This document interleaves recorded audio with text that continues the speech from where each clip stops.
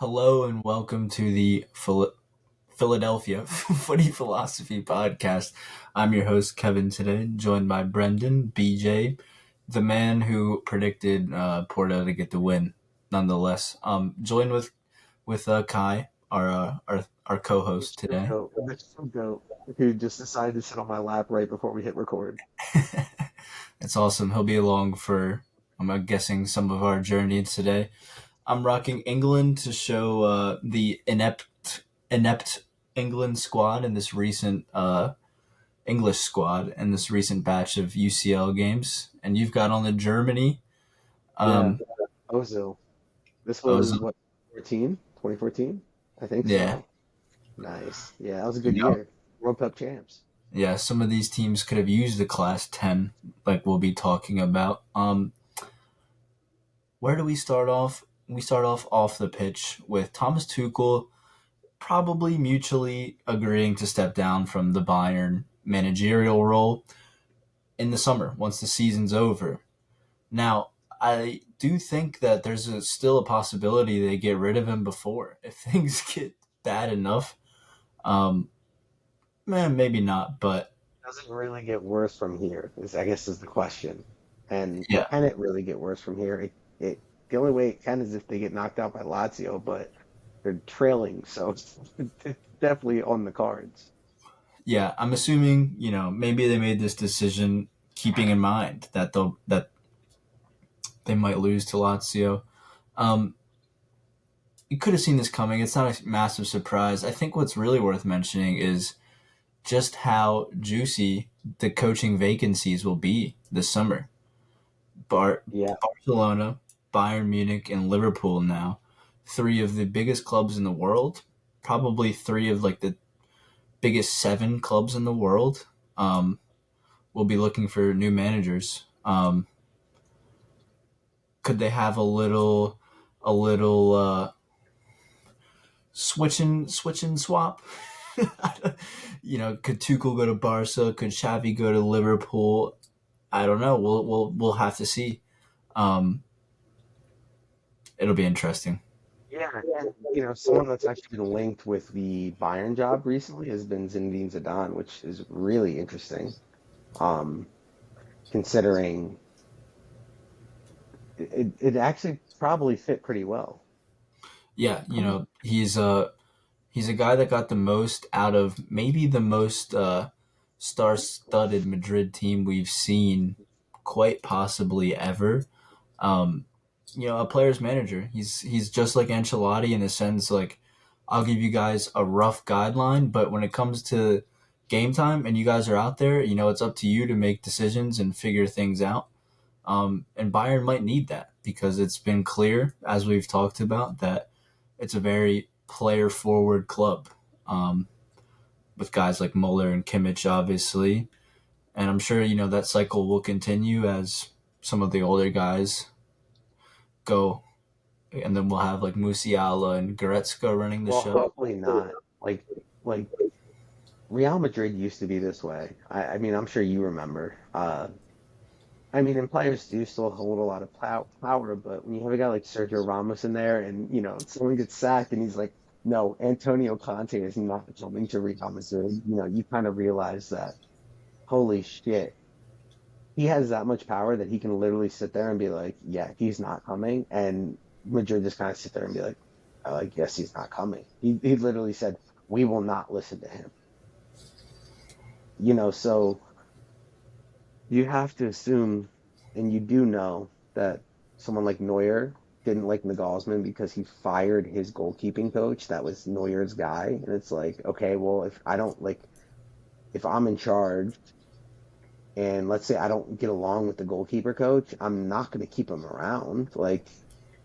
And maybe he did, maybe he didn't. I don't know. And the Gaussman had problems with a lot of players, but he did have very good rapport with Musiala and Kimmich. Kimmich was joining him on ski holidays.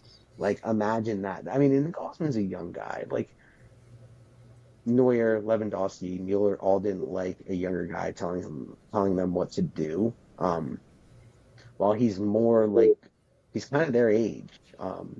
He's got to be what, like 34 now. Yeah, he's So not very old at all. no. and a lot of those guys didn't like it, and I think that's kind of why he hasn't come to like Real Madrid in a lot of ways because Real Madrid saw how bad, or he hasn't been linked since the Bayern job, and he was someone that was linked before the Bayern job to Real Madrid because of how good of a job he did. And now he's coaching the German national squad, and actually, I don't know if you know, but Tony Cruz has pretty much said he's going to go back and unretire from the national squad to play in the Euros. Oh wow, I didn't know that actually. Yeah, he's like hinted at it. It's pretty much for everyone, all the Real Madrid fans think he's going to do it. Let's That'd just be put it pretty that cool. way. I would love to see it. The Germans, man, they're really bad. And I mean, like, and this is, I think Tony sees it as like a way for him to gain more respect, probably. I don't really know if he cares too much, but, you know, after the World Cup year, he was pretty much the only, like, mainstay within that squad. And like, at the 2018 World Cup, remember where he scored that banger against Sweden? Was that 2018 or was that 2022? 2018. Okay. When he scored that goal in 2018, like he was carrying that German squad, and then he's like, all right, I'm retiring. Oh yeah, he didn't play in 2022. He retired already. And when Joachim Low went out, like, he was kind of like, I'm done. But Nagelsmann, when he first came in, he's like, I'm gonna try to get Tony Cruz to come back. And then Tony Cruz just kind of said like, yeah, like I'm thinking about playing at the Euros this summer. So I know this isn't really on topic, but it's a UCL pod, so we can go a little bit. There's only 4 games to talk about right now. We can kind of hop around a little bit if we want to, Yeah. but No, yeah, the German national team definitely needs a guy like that right about now. They've been, for Germany standards, they've been quite poor. very Um, poor. yeah, Like they pretty much got eliminated by Japan in the group stage. Like that should never happen. So Germany should be like a top 7 team in the world at all times, and they're not. absolutely. Even when you look at their squad, you're like, this is a really talented squad. They should be much better than they are right now. Um, Part of the reason is they don't really have a nine. I think that really hurts them.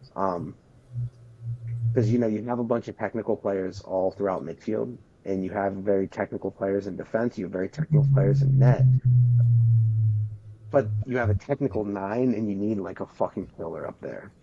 Yeah, yeah. No, they do need someone to emerge for them in that striker role. Full Krug's not the answer.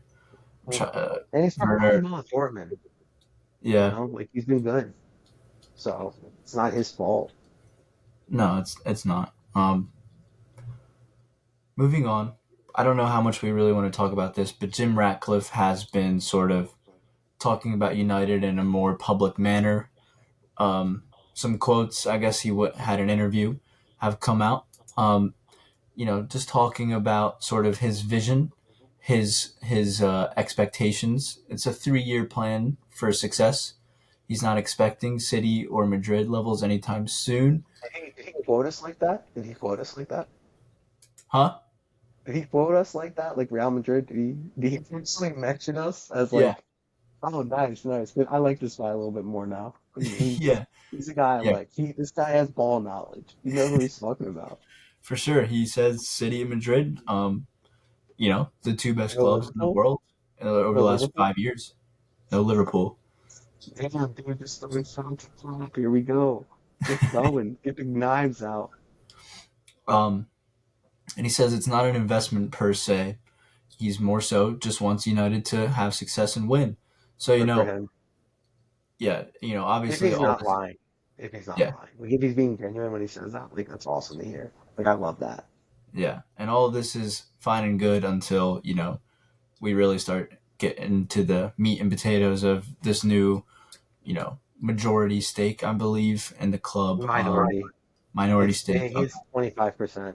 But the Glazers gave him control of all football operations, which he's essentially he essentially paid 25% of ownership so that he can pretty much save his boyhood club, which is awesome. Yeah, no, it is cool. It is cool. Um, maybe it'll be like a Rupert situation from Ted Lasso, and it won't end up well. But besides, Hopefully not. That would be besides the terrible. point.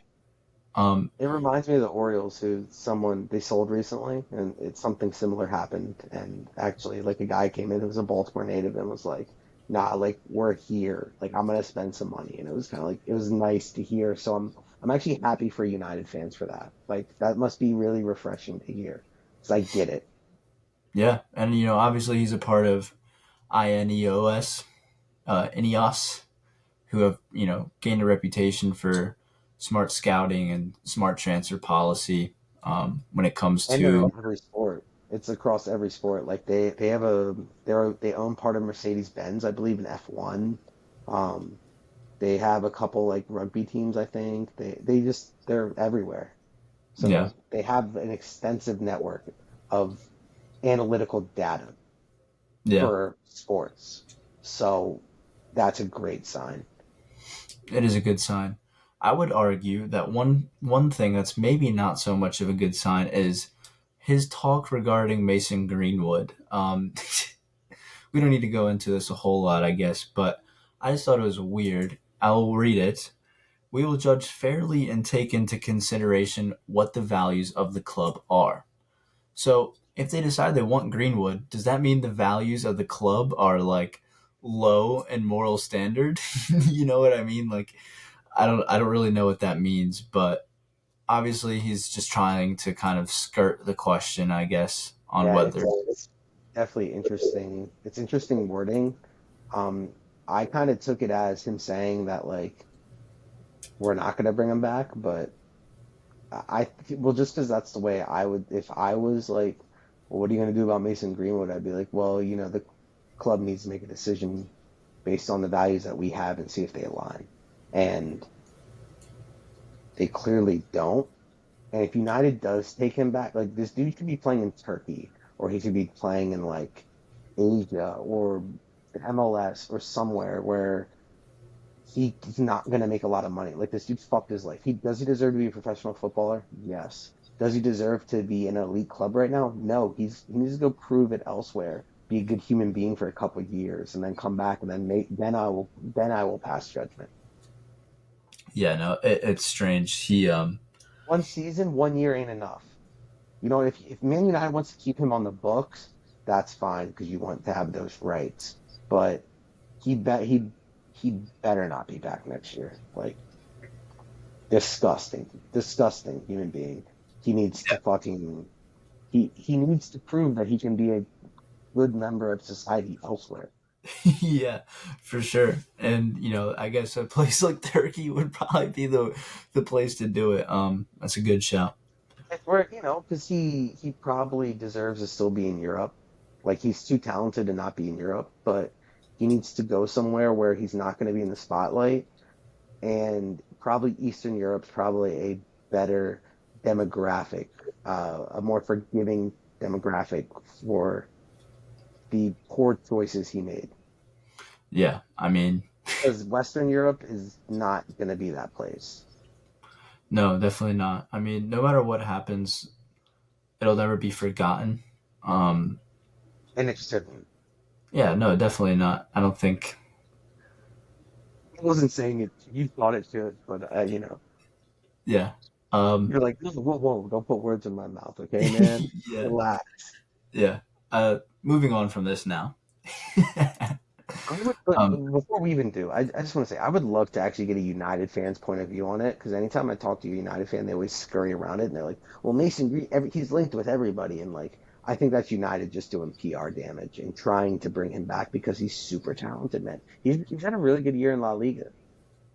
yeah, He no, has, like, he's a great player, and he yeah, was like he was really good for United. He fit Solskjaer's system very well. That counter direct type of system. Um, yeah, no, we are calling for United fans' opinions. Let us know. Let us yeah, know. please. Um, I'm actually curious because I don't know what I'd do. yeah, if he was a part of my club, I wouldn't want him. Even though in a way it's painful because you know how good he is, but it goes beyond that. It really does. There's nothing you can do about it on that end. Well, no, just I guess kind of a similar parallel, not as bad, but like it's Luis Suarez with the biting stuff. Like he never really learned to not do it. Like it took him 3 times and a year suspension to stop biting people, and obviously doing what Greenwood did to his girlfriend is way worse. But it's a similar parallel because certain clubs were still okay with having Luis Suarez at the club, like Barcelona, despite him biting 3 people. Yeah. That's when I was first starting to get into football. Was that 2014 World Cup when he did it to Chiellini? And I was just so shocked. They're like confused. I've never seen anything like it before. Um, No, and him of all people with his massive teeth too. It's yeah, probably like them shits go out like this. yeah, pretty crazy stuff. Let's talk about something that is a bit more relevant towards you, and that is, according to Fabrizio Romano, Mbappe is pretty much finalizing his move to Madrid. If you want to save this for another time, we can. No, no, no, But it's fine. It's fine. Actually, you know what? This is actually a good point because I don't think we've even talked about my opinion on the whole Mbappe situation on this podcast. nope. Um, Yeah. Geez. Well, I'll say just a short version. I won't believe it until I actually see him sign a contract because I don't trust this guy. I hope it's gonna be rough for him, man. With the reports that came out today about what's happening, like after how he treated Real Madrid over the last 7 years or whatever, however you feel on that fence is completely fine. But to me, I'm not a fan, and I wouldn't even sign him altogether. Like, because I don't think he embodies where the club is at right now. I don't care how good of a player you are. I would much rather get someone like Erling Haaland who works hard, um, doesn't make it all about himself, and has a good rapport with someone like Jude Bellingham. But something I will say counteract that is Vinny, Mbappe, Rodrigo, they're boys. They hang them all. Like they're boys through Neymar, and like they literally, I don't know if you saw, but they went on like vacation together, and like Tchouaméni's boys with him, Camavinga's boys with him, like and Tchouaméni, Camavinga were literally hanging out with Vinicius in Morocco yesterday. So like, you know what I mean? Like the links are there. So for both. So saying that, oh, well, Holland has a good rapport with Bellingham, that's why we should bring him in, isn't a good enough reason. I just I think if you want to run the front two, I do think Mbappe is the better player. If you want to go back to the 4-3-3, I do think Holland is the better player. Um, Yeah. but if your plan is to keep with the front two for right now, and then like maybe go get Erling Holland in 2 years, because it is Real Madrid, they're gonna try. Um, Especially if Holland's still the clear best nine in the world 2 years from now. Maybe he gets upset at City or whatever, wants to take another step. Or I do, and Holland did say he wanted to play in Spain at one point, but that could mean Barcelona too. Um, they're about the only 2 clubs that are worthy of his services. Atletico, no disrespect, but he's not your level. He's bigger than you guys. Yeah. It's pretty But crazy. yeah, but I know it's a little off topic, but I know I said I was going to keep this short, but there's so much emotion that goes into it because I think this is an emotional decision.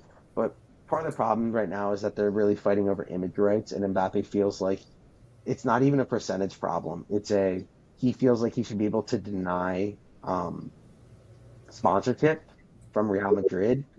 And I don't know if you know, but like Real Madrid, it's very common where Real Madrid get 50% of your image rights. Um, because they say that we're Real Madrid, we grow your brand, and there's actually scientific evidence that backs this up. For example, Jude Bellingham's Instagram followers has tripled since he joined Real Madrid. That is not because of Jude being Jude. Does it help? Yes, but it's because he plays for arguably the biggest club in the world. Um, so there's an issue with the image rights, and right now it has to do with sponsorships. And the Mbappe family feels that they should be able to decline any sponsorships that Real Madrid get that he doesn't want to be a part of. He doesn't want simultaneous with his brand. And Real Madrid are saying, dude, you we can't do that because what if we sign it? Like, what if we are about to finish a deal and we're like, oh, sorry, we gotta ask Killian if it's okay. You know what I mean? It's Because so they can't. crazy, man. Well, it's gonna fuck their contracts. Like someone like HP is gonna be like, oh well, what if Killian doesn't wear it and we want it because of Killian? You know what I mean?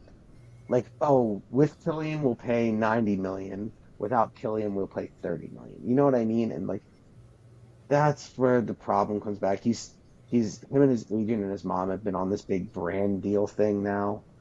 I don't know if you saw, but he copyrighted his celebration. He copyrighted KM10 or something like that. He copyrighted his name and he copyrighted like two sayings he apparently says, and people were like, Twitter was funny. They're like, I ain't never heard him say this in my life.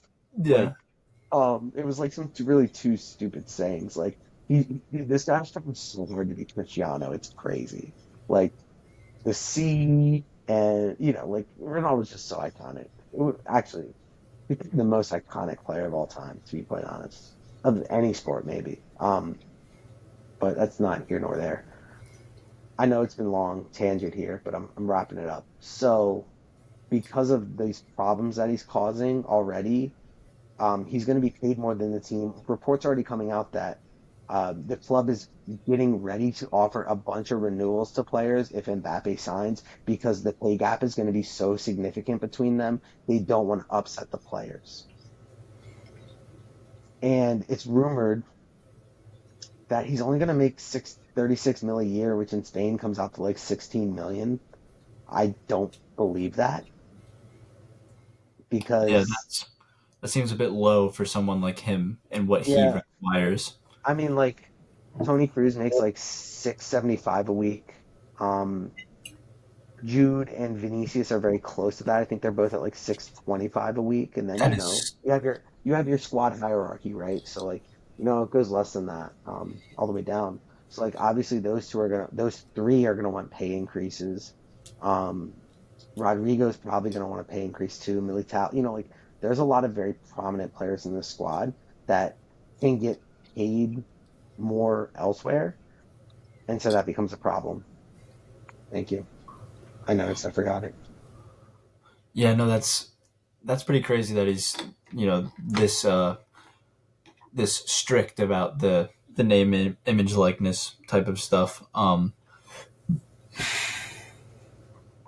That's crazy. I wouldn't like that as a Madrid fan if No I were way. one. You've already soured your relationship already with fans because of the decisions you've made in the past. Um, Specifically thanking Florentino Perez for your free agent, specifically thanking Real Madrid. Like, come on, dude, stop it. Like, Yeah, keep our name out your mouth. Like, you didn't sign with us. That's cool. You don't have to mention us. Like, and you specifically re-signed 2 days before our UCL final. Like you're clearly a drama queen who makes everything about him. Again, I don't care how good you are. yeah, And no, some can say Cristiano did the same, but guess what? Cristiano never rejected us. Cristiano, Cristiano came here at a young age and knew that he needed Madrid just as much as Madrid needed him. And Mbappe thinks Madrid needs me more than I need Madrid, and that's just not true because look at what he's done in his career. Fuck all. yeah. He's won two World Cups. Yeah, Or one World Cup and made it to a World Cup final. Sorry, outside of France, he hasn't done much at the club level for sure. Um, yeah, you hid in the fifth, sixth, seventh best league in Europe. You hid, yeah, for sure. and And you guys can rotate, and you can focus on UCL, and you still don't even fucking win that. Get the fuck out of here. yeah. Are you ready to move on? Yeah, I got my. I went off. I'm sorry. You're fine. Let's move on to something that What's was it? pretty fun in my eyes. The PSV Dortmund game. It finished up 1-1. PSV actually out XG Dortmund 1.5 to 0.9. Um, Even though Dortmund went up first, Daniel Malin's first goal was just it was a really nice goal. Great physicality to ward off the defender, and then good control to keep the ball that close to him. and he goes near post, and it's maybe a bit lucky with the deflection, but it was a good finish off the crossbar. Um, so that puts them up 1-0. And then, Dortmund kind of sit back, which might have been the wrong move. I think they maybe should have tried to apply more pressure because PSV have the players to break down a team like Dortmund, who really weren't very cohesive at the back. There's a lot of moments where the back line is out of sorts and a player's keeping one of PSV's players on side, and this resulted in PSV getting some really high quality chances. Later into the first half, Bakayoko should have scored in the or could have scored in the 36th. Um, it would have been a tough finish, but again in the 39th minute, same thing. Um, you can see from the momentum bar, which I suppose I'll share it. Um, very very screen share heavy lately. I've been It makes it a lot easier because it's yeah, nice. Yeah, but PSV really start to dominate at the end of yeah, this first half that's here. significant. And then, they kept this momentum going, and that goal eventually came for them in the second half.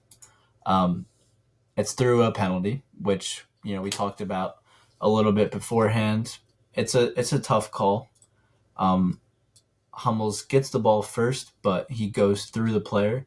Is it Tillman that he goes through? I don't know Yeah, which yeah, Stillman.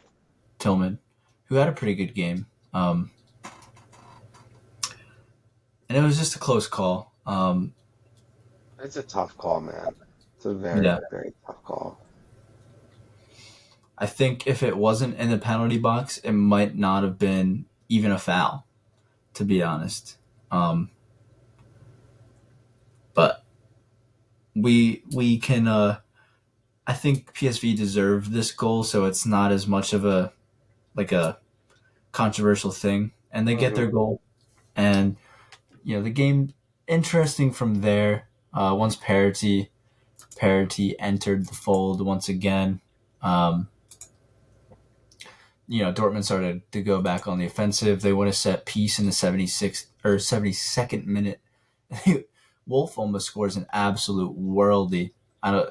It was just like a flick from like a backheel flick, and it almost goes in. It would have been a class goal.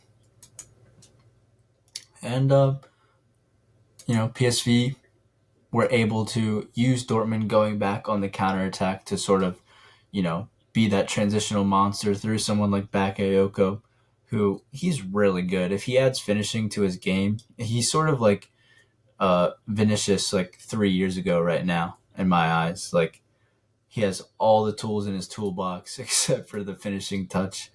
Um, he's really good. Um, he should have scored. Forget which minute it was, but he just opens up Dortmund's defense and has a free shot on net and never even gets it off the ground and right at the goalie. So the goalie had pretty much nothing to do. What were your thoughts here? That was kind of just like a recap. Yeah, I honestly, so I had my eyes focused more on the Inter Atletico game. So I only really caught, I turned it on right around the pen. Um, so I only saw Malin's goal through highlights, which was fine. But I was more tuned into the Inter Atletico game, so I don't really have much to add. But I wasn't really sure. It seemed like through the advanced metrics, they were pretty even when you take away the penalty too. Maybe from what I saw, it seemed Dortmund were the better team in the second half. But again, didn't watch the first half. You showed that attacking momentum bar. I was like, oh, okay, PSV were actually pretty good in the first half by the attacking momentum bar, which is solid. It's very nice. They clearly dominated the ball. Let's put it that way. Dominating the ball doesn't mean anything really, but it doesn't seem like either team was really able to penetrate the other very well and produce chances. Just kind of seemed like a not a midfield battle, but just kind of a back and forth, but not really anything near the box, um, which Yeah, is okay. yeah. It resembled the Napoli Barcelona game in a lot of ways. Um, Yeah, Yeah, What are your I would argue PSV. You know, you take away the penalty, and sure, they're about even on XG. Um, I would argue PSV just had, I think they probably had less total chances, and because they were even on XG, the fact they had less total chances means that they generated higher XG chances. If you get what I'm saying. thoughts? Um, and for that reason, I think they could have even came away with the win, which would have been vital. Going back or going to Germany. Who do you have coming through this one? Well, you gotta lean Dortmund, I think, based on the fact that they're gonna be at home and PSV really weren't creating much at home. You expect them to be the better side. But Dutch stadiums aren't really known to be that hostile either. Yeah, So you gotta lean Dortmund. In our pool that you're not participating in this time around, I do have PSV going through, but that's more so for other reasons than the that I actually think that they're the better team. yeah, I think fair this enough. one will go either way. Let's just put it that way. Um, Yeah, and Dortmund having Sancho back, I don't know how he's been doing, to be honest. I know I've been paying attention to the Bundesliga, but I think Dortmund's extremely boring to watch. But having a guy as dynamic as Sancho, I think if Sancho's on and breaking lines, I think they're going to be really hard to beat. yeah. And in this game, he wasn't really effective. He was in an interesting role off the left, which I don't know. You talk about Sancho off the left or off the right. When he was at his best at Dortmund, it was off the right. Um, but that being said, I'm ready to move on if you are. Yeah, just the only other thing I'll add is that uh Luke De Jong for PSV has been really awesome this year, so they could easily go through if, they actually get some chances for Luke De Jong. And they looked Yeah, very comfortable. Like even when they were getting dominated on the ball, they still looked really comfortable. yeah. And Luke De Jong became PSV's all-time Champions League goal Wow, good scorer for him. over Van Nistelrooy. Some really class players have come out of PSV, so Oh it's a good yeah, accomplishment for him. it's a fantastic club. It's my favorite Dutch club for sure. I think the Yeah, red's pretty clean that they use. Like it's a nice color red. it is. It is. Even though I'm an anti-red guy all around.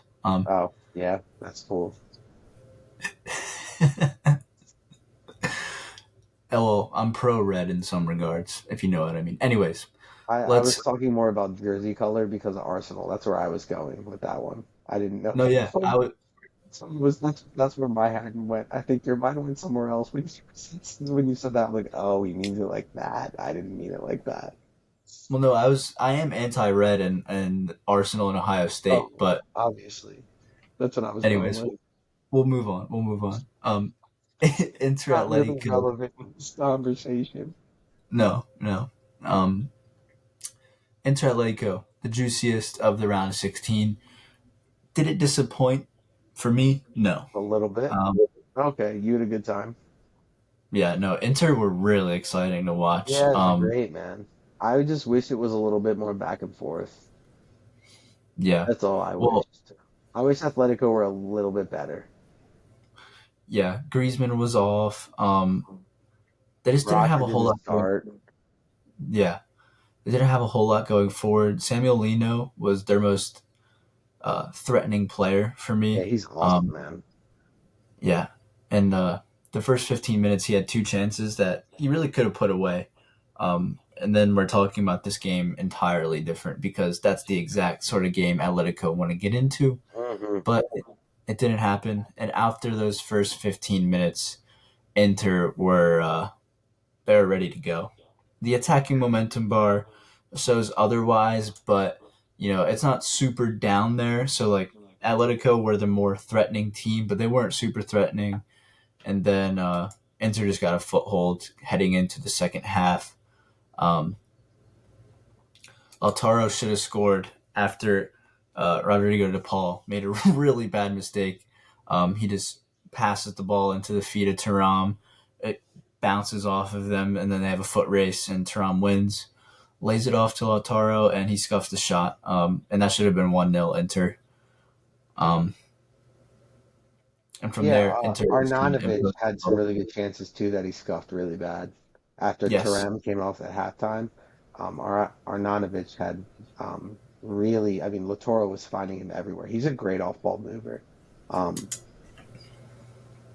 but I do want to say, I know this is a little off topic here, but I have the PSV Dortmund highlights on. And I know we talked about the pen, but I actually kind of after just watching again, I thought it was kind of clear, especially when they showed it from behind. Like he takes him out. really. Yeah, they showed like a from behind angle, like where you're looking at Hummel's numbers, and he like yeah he gets ball first, but he takes him out. I thought it was the other side. It looks like he could go either way, but when you look at it from behind, it looks pretty clear to me, which might have been what the VAR refs were looking at, which is why they were like, no, that's a pen. Um, Yeah, so. fair enough. I mean, But, but yeah, Inter Atletico, what really matters. yeah, Uh, actually, this might be a hot take. But I actually think based on the circumstances of the game, I kind of thought Atletico was the better team. Like mm, I thought Atletico was going to be pinned down much, much more than they were. And I like, see what you mean. like Inter is way better than Atletico on paper. And like Atletico had a lot of good chances, and like that was very un-Atletico for me in this kind of context of the game. And I actually think Atletico is quite happy walking away from the San Siro down 1-0. Like I Well, think yeah, they're very comfortable with that. for sure. I think that is a crucial thing to note is that they're only down one going back home, and once they get that goal at home, which I think will definitely happen, Yes. will Inter have the firepower? Clearly, they're good at creating chances, Yeah. maybe not finishing them. Um, Lautaro needs to be on the end more than making the move. yeah, but Inter created 2.3 xG according to Opta. Um, I I think I would disagree. I think Inter were the better squad, but I see what Oh, you I mean. agree. I just mean contextually speaking. Um, Yeah, like I that's why I said contextually because Inter were the better team. There's no ifs, ands, or buts about it. But I think considering Atletico's game plan, they were better than I expected. Versus, I think Inter was worse than their game plan. If you know what I mean. Like I think Atletico did a better job with their game plan than Inter did. fair enough. If you know what I mean. Yeah, uh, Inter really what the key to their success was their ability to punish Atletico's turnovers. Hmm. Right, right. Once they got the ball back, Inter were just boom, direct. So the passing, I think of a few Barella and Chalanoglu passes. They're just outrageous. They're Like, great. yeah, those are the types of guys that you need in a team like this that wants to counterattack so directly. Like 2, 3 passes, boom, you're looking to shoot. You know, it's it was honestly really fun to watch. Arnautovic did have those two really really solid chances that he missed.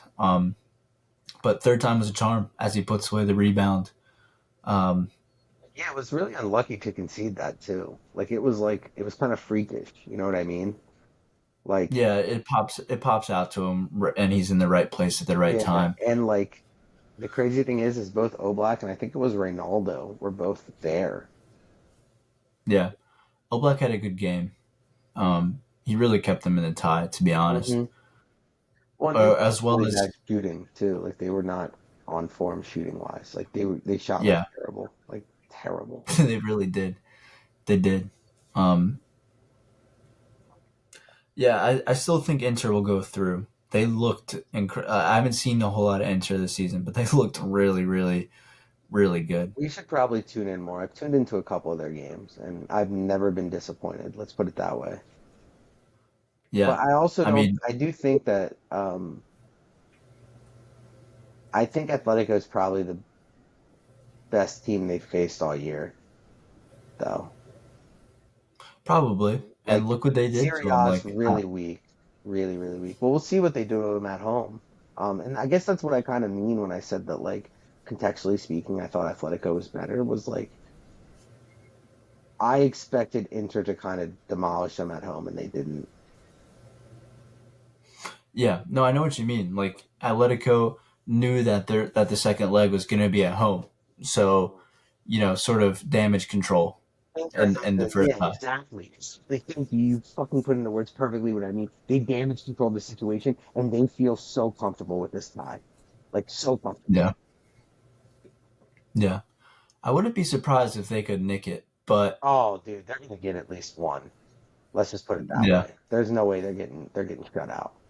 Um, and with the way Inter was finishing, it didn't look so great. You know what I mean? Next yeah. week though, I would put Inter 65% and Atletico 35%. I think that's a good mark. I'd be comfortable with that. Um, I've said all I would like to say. It was a good game. If you didn't get to Was watch it, go check out the was highlights. it was such a good game. I mean, Inter's really Inter, back and forth, like really, really yeah, back and forth. and the And that's what I atmosphere at the mean. Saints. And that's not what I mean by Atletico. Like the fact that they got into a game that was back and forth with Atletico was kind of sad. And wait, who didn't start, Kev? We're gonna go over it. Even talk about last night. What? Who didn't start for Atletico? Oh yeah, Pablo Barrios. Yeah, Pablo Bilbao, and guess what? They lose. If he starts the home Yeah, leg, bro, they ain't losing. Wow. They're at least going to extra time if he starts, bro. I guarantee it. He's I that didn't good, realize man. he was. I didn't realize he was so young. Yeah, yeah. Guess what academy he's from? Madrid. Yeah, always. That's crazy. He's one that got away, I guess. But um, Yeah. I mean, your midfield, maybe not fine, like we talked about last night, plugging our latest episode, but your midfield is fine. yeah, Yeah, exactly. So no one's hurting. He's happy. He's playing. But he's yeah, just really good. I'm a fan. Let's just put it that way. I'm a fan. yeah. That's fair. Um, would you like to move on? Yeah, I'm good. I'm good on this one. I thought it was We move. probably the best game of the weekend or the week. Yeah, definitely was. Maybe would you say the best of the 8 games we saw or no? I don't remember last week that well. Last week was pretty dull. PSG Sociedad was solid, but I think PSG this game was Sociedad better. was, yeah, I like PSG Sociedad just a tad more. I would like it way more if Sociedad had won though. So I'll go with this one too. Yeah. um, moving on to maybe the second best game of this Maybe the first best. legs. Yeah, Porto 1, Arsenal 0. Almost. According to what I have here, Porto produced 1.1 xG to Arsenal 0.4. That is pretty damn solid, and the attacking momentum bars all in Arsenal's favor, but they really just weren't producing anything. They were more just in threatening spots, but they couldn't do a whole lot, which is exactly what we would have expected from Porto. And we called it here on the Footy Philosophy podcast. We told you guys not to be surprised. Arsenal haven't really been there in the UCL before, with the squad at least, and Porto have. And first legs, first legs over at the Drago, um, and Porto did it. It took until the 90 plus three, and it was an absolute stunner from Beautiful. Gabriel Galeno. It looks like Yeah, what you score in FIFA. exactly. I was gonna put that down in the notes. It's That's just what I like a said to Cody. typical, So I said yeah, to Cody at work, and I said, "Yo, the Porto guy scored your goal, bro." He's like, "No, really?" He's like, "This was sick." Um, yeah, and I just want to point out here that the XT was heavily in Arsenal's favor with um a whole one higher, but Saka produced like 0.8 XG just from set pieces. So um, yeah. That's where Arsenal were the most threatening. Which which they've isn't been good isn't from right for success though. Like that's not how you win. exactly. And Set pieces have a that's low XG. There's a reason they get XG'd, but they XG'd a much higher. right. And Arsenal have been good from set pieces this season, but again, you know, really when set pieces are your key attacking threat, it's because you're trying to survive in your domestic league. It's not because you're trying to win ties in the Champions League, if that makes sense. Like I doubt Yeah, Arsenal were playing for set pieces, but that's maybe, ultimately what it came down to for yeah, them. It maybe was they like were. three corners. Maybe they were. I don't know, but that's not what I would be playing for. Especially, I Yeah. mean, maybe away from home. Maybe I guess you can see it, but you're the better team. You're supposed to stamp your authority on this game, and you didn't do it. Like it's kind of embarrassing. It is embarrassing. It looks so bad for the EPL. Like it does. Like this is one of your top dogs that are fighting for the league, and I mean, are they going to do it at home? Hopefully. Are they still young in UCL? Yeah. If Arsenal get knocked out, it's because it's pretty much every player on that team's first UCL performance. Or Exactly. like a group stage, and Porto have guys that have been there. They've been there a lot. Um, but that shouldn't that shouldn't stop Arsenal from winning. On paper, this Arsenal team is 50 times better than this Porto team, so I'm not making any Yeah. excuses for them. But once it gets back to the Emirates, it could end up being that Arsenal win 4-0, but I just, Exactly. Porto definitely are happy with the result. There's no ifs, ands, or buts about it. Well, it was just I thought Porto were like well and beyond the better team. Like it wasn't even close. I thought Porto was the better team. Like honestly, of Yeah, the no, four games that we saw this week, Porto, I believed, looked the best against their opponent, if you know what I mean. Like they seemed to be in control the most of any of the games. right. They were in control without control, which is exactly what, you could have seen it coming. The writing was on the wall for this one. It really Yeah, was. it was a trap. It was a trap. And, yeah, you could say we were, hindsight 2020, but we had mentioned it here. Um, Multiple times. Like multiple yeah, times. Like we kept saying, like, don't touch if you're better, don't touch this game unless you're betting for Porto because the money value is not going to be there. yeah, Like and that's it was not. essentially it was not. It wasn't. It was And Porto could have grabbed, oh dude, they should have had at least two or three, I think. yeah, in the 21st minute, Galeno, he hits the post, then it comes back to him, I and then he know. still shoots it wide. That should have been a goal for them. It's really unfortunate. Um, It looked so good too. Like I mean it what I mean it was nice, bro. I love UCL though. This is so my favorite time of year. I love it yeah, so and much. that goal comes from a really exciting player for Porto, Yes. Conceição. It was Um, so nice, he's bro. a Yeah, I would love to see him at Spurs. He's the kind of winger that can go both ways. You talk about the guy that can cut inside but also drive to the byline, and Spurs desperately need a player profile like that.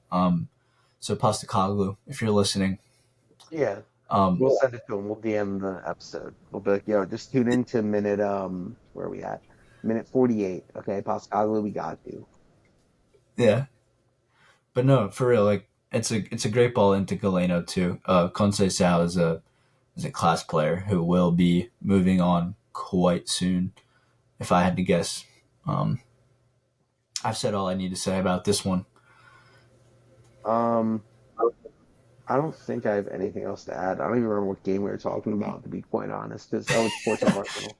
Um, I don't have anything to add. Just if you want to put a percentage on it, Porto versus Arsenal, what are you putting it on? Good man. Now,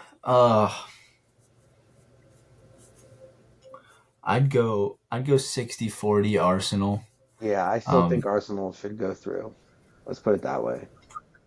they should. They should. It's like they're going into halftime right now. Go 1-0 down. Exactly. Um, they should be able to get it done. But Porto are built for this. We've seen it before. We've seen it before. So Well, and their style actually suits them. And I hate to say it, but Arsenal's style doesn't suit you over a two-legged tie. It suits you over a 38 game season. that's fair. And that's why City struggled for so long in the UCL. So Yeah. I completely agree with you.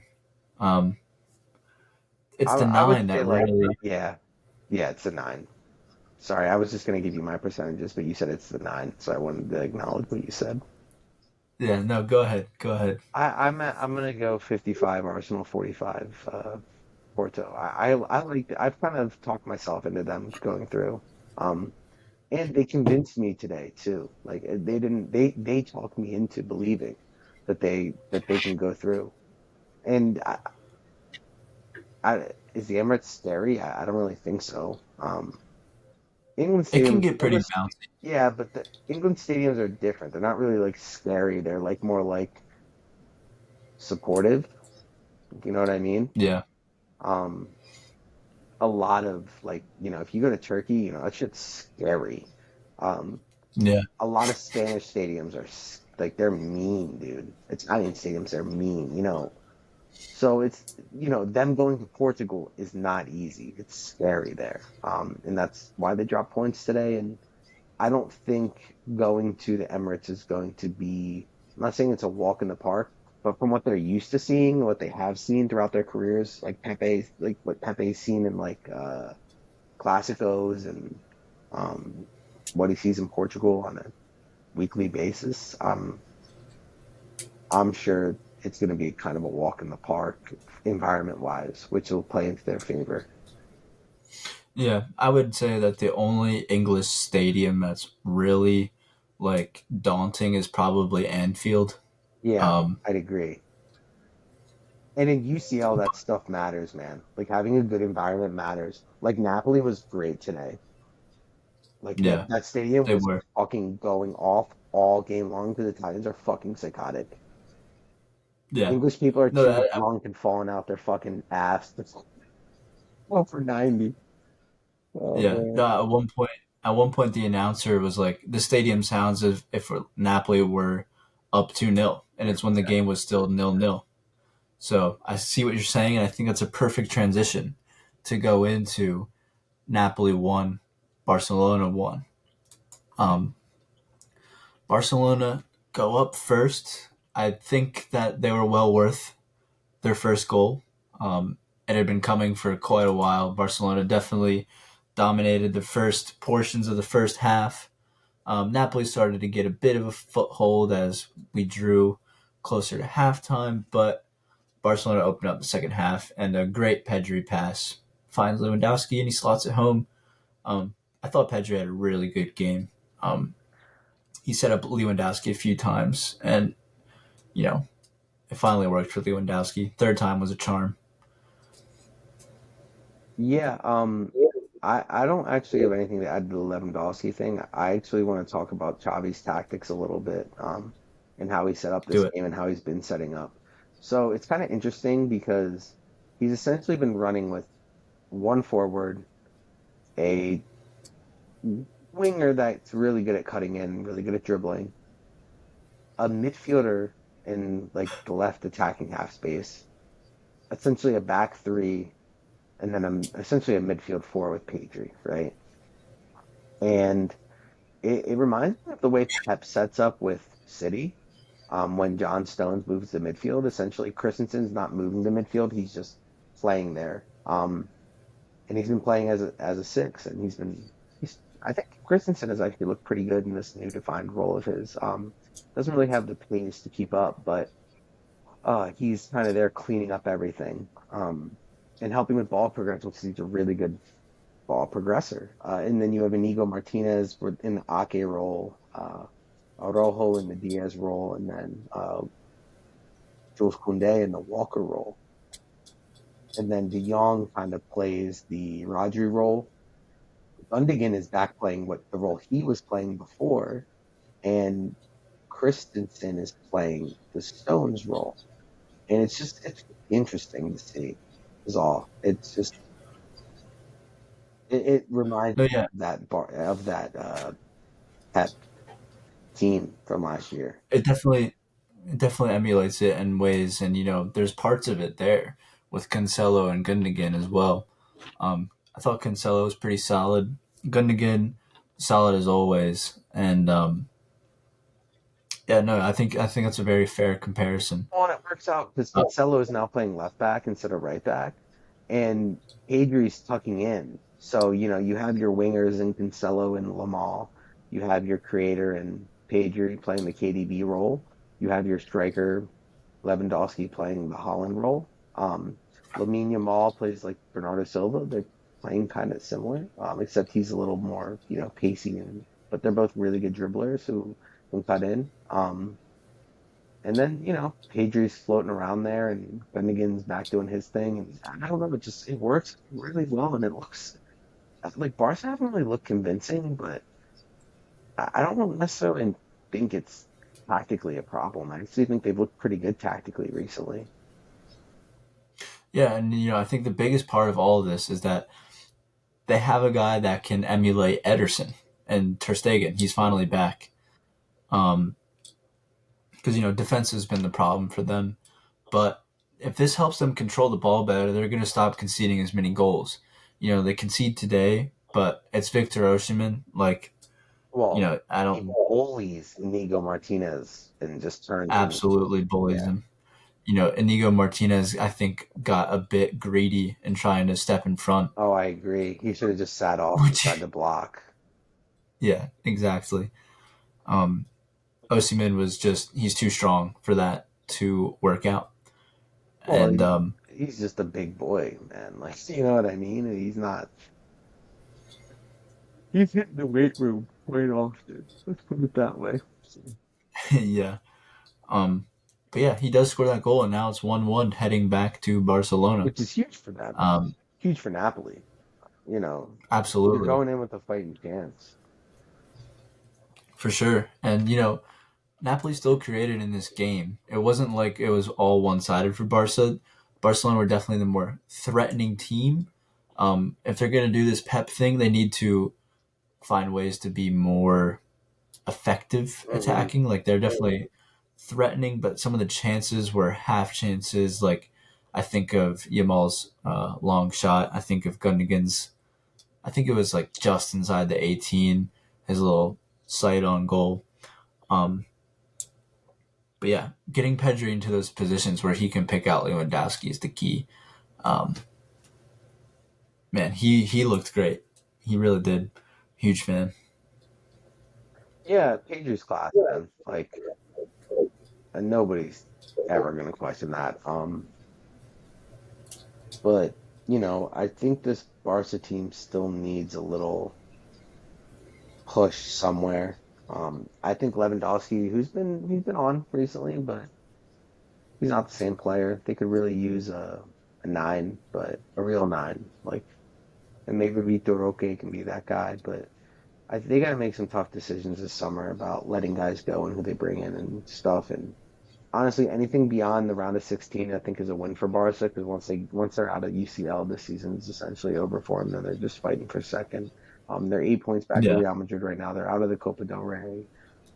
So Champions League is really the only obtainable trophy. Is La Liga obtainable? Yes, but you would have much preferred going back to Montjuic up 1-0, and they've actually been better away from home this season than they have at home. So, I don't love it for them. Let's put it that way.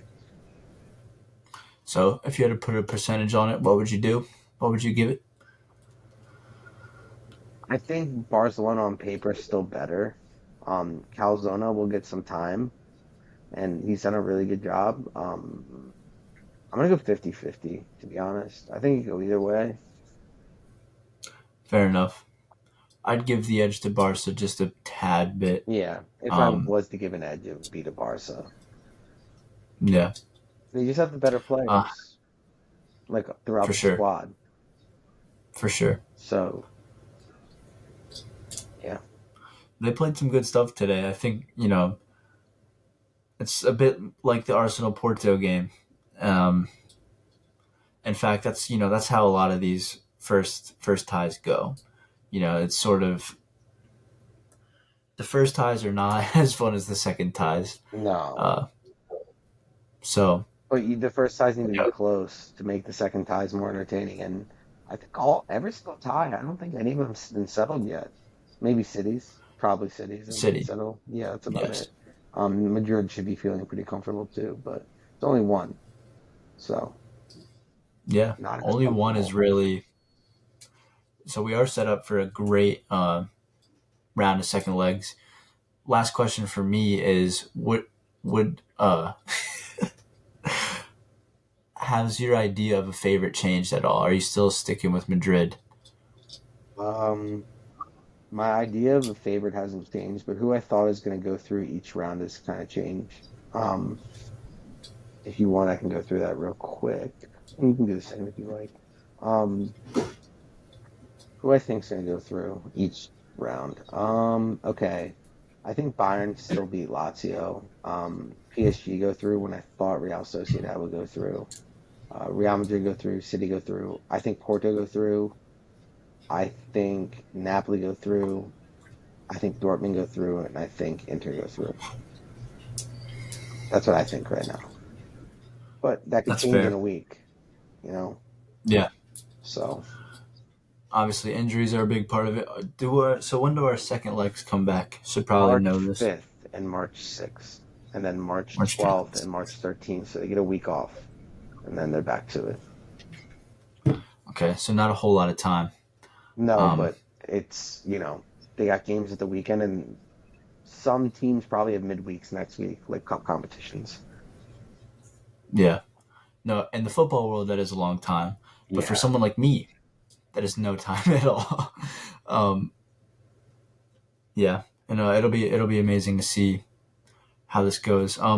Just a real side note: Luton lost 4-1 to Liverpool today. Um, so their kind of mini good run of form comes to an end. Um, So, yeah, they're Liverpool are looking hard. Liverpool are looking really good.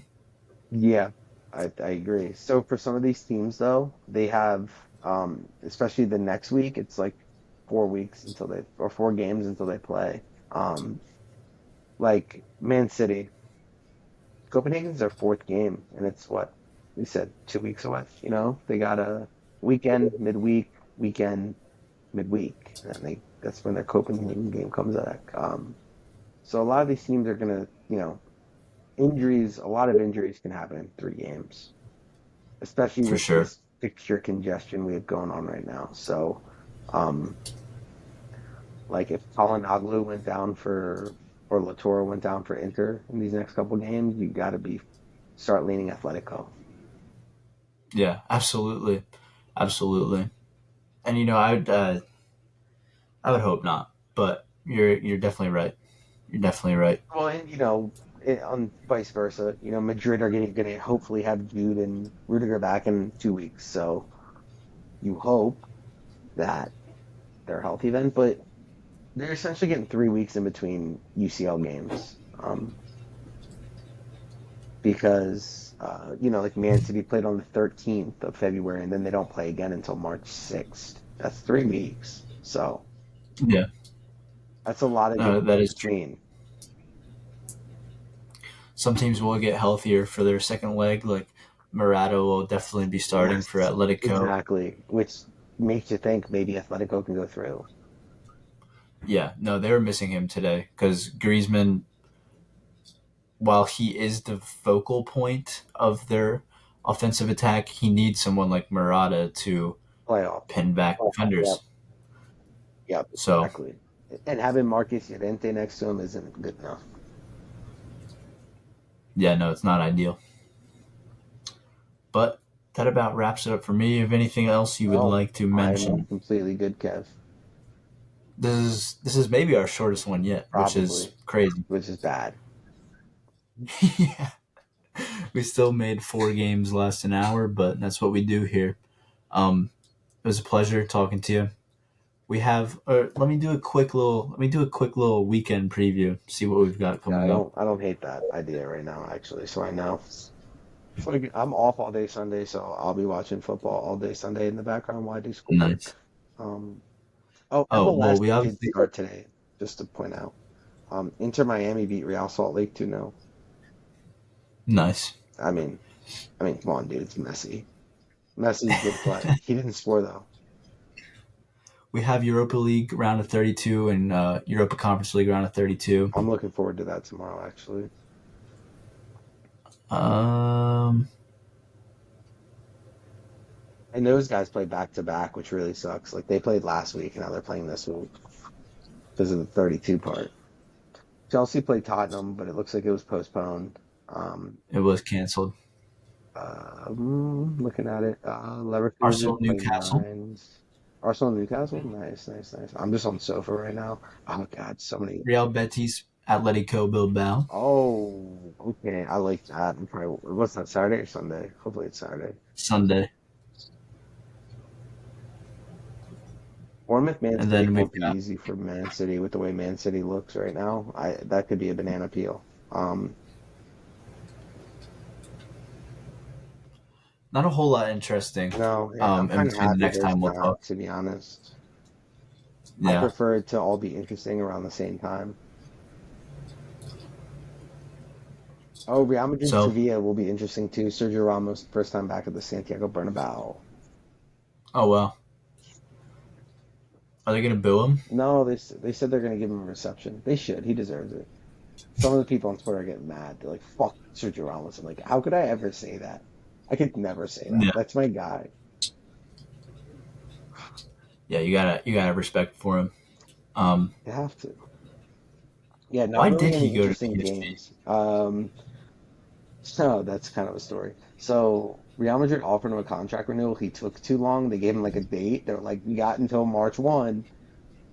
March 1 comes and he doesn't respond. So they pull the contract. So he wanted to stay at Madrid. He's like, I want to stay. And they're like, nope, we are. Well, then Madrid, he took too long and then Madrid went and signed David Alaba. So, like, like, we got your replacement. Sorry. Then we sold Varane and we pretty much just shipped the whole back line that year. And then Yeah, won a UCL in the same year, which is pretty crazy. But went to PSG. Um, I don't think he was very happy there. The grass is not greener definitely on the not. other side ever. Um, the same problems that Yeah, exist here still exist there, always. Work, yeah, life, people, people don't change. So, for sure. Well, now I think it's officially over. yes, we're good now. I'm talking about grass being greener, so I'm good. Yeah. It was a pleasure. We will Always, catch you guys back on Monday. Please do follow us on TikTok, YouTube, Spotify. You don't follow on Spotify, but um, add it or I think something. you can. No, we're not getting You can this. I'm not even gonna, just do whatever you do on yeah. Spotify. Share it. Just Share with boost the 25 algorithm anyway. friends. Yeah, Share with 150 friends, okay? share with 150 friends, and we will mention your name in the next podcast. Yeah. It's been, We will personally give you a shout out. yes, it has been a. It's I'm tired. Yeah, me It's been a too. good time. Good night, Kev. I Have a good will. night. Thank you, I'll catch guys. you later. Peace.